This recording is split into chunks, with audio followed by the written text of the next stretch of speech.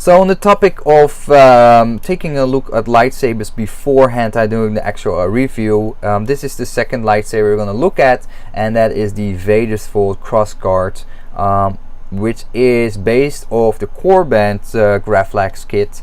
Now with Corband, it's a bit of a mixed bag at the moment. Some things are really positive, some feedback is quite negative. There's a lot of feedback in the between.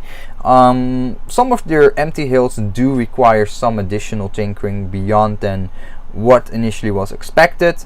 I don't think it's per se bad. I mean, you pay not a premium price for those hills, so you can expect some sort of a modeling kit where you have to adjust some things yourself beyond just assembling it. But Vaders Vault, they took the challenge of making the Corband kit into a crossguard for their own, so they did the painting, etc., NeoPixel setup or inhaled LED setup, I believe, and it just looks gorgeous, really beautiful. I like the way that they use the crystal chamber to house the battery, the crystal shard 4.5 soundboard, and the battery holder and whatnot. I think they did it really good with the magnets, etc.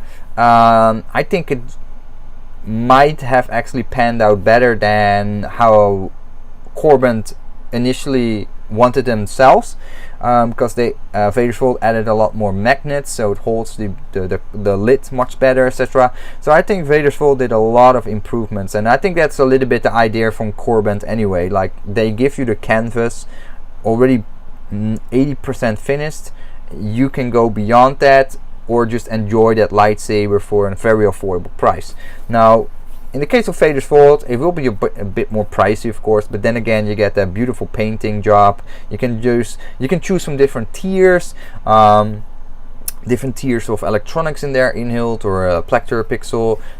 Very cool. When I looked at the lightsaber and I added all the premium features that Vaders Vault offered, it was beyond what I could afford. So I was like, yeah, it's too much for me. But then again, it might happen in the future where I got the chance to actually review that lightsaber, and I would be super stoked to do that. But that's why we're making these videos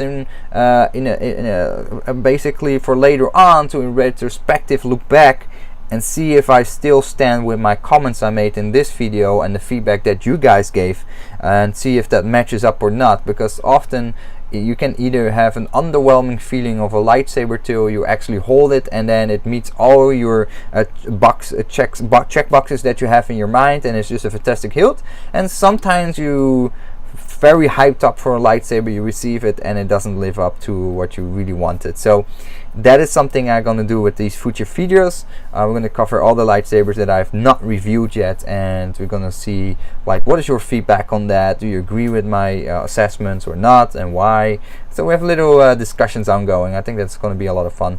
Anyway, thanks for watching, guys. Hopefully see you in the next video. Take care and stay scummy. Bye bye.